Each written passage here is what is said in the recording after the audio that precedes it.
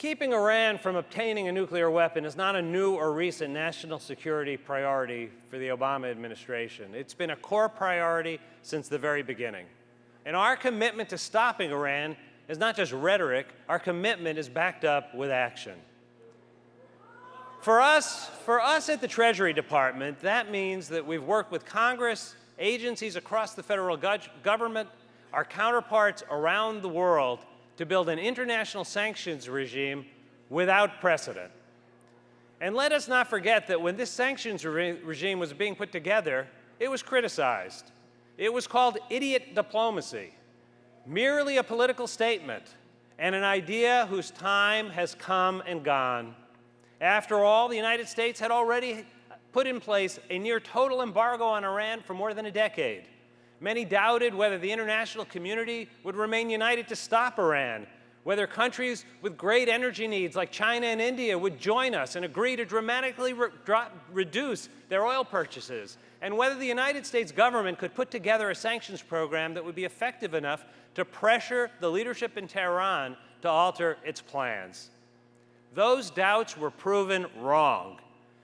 Thanks to our sanctions, Iran finds itself isolated from the international financial system. Its oil exports are slashed by more than half, and much of its oil revenue and foreign reserves are out of reach. In other words, today, when we look at Iran, we see an economy struggling under the weight of the most effective and most innovative sanctions regime in history.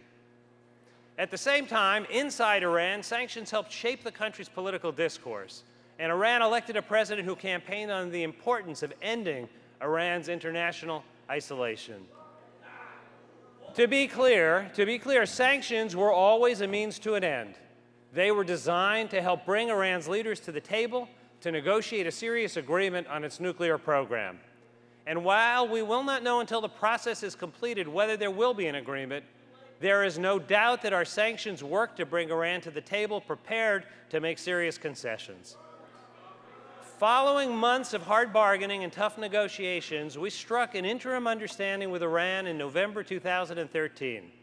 In accordance with that arrangement, Tehran froze and rolled back parts of its nuclear program while we continue to negotiate on a longer-term deal.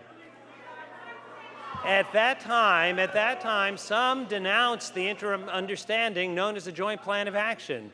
Some said Iran would cheat, that our sanctions would fall apart, and that this program would allow Iran to move closer to acquiring a nuclear weapon. But none of that came to pass. Iran remains under enormous economic pressure. It has halted and scaled back key elements of its nuclear program, and we have gained unprecedented insight into Iran's nuclear activities.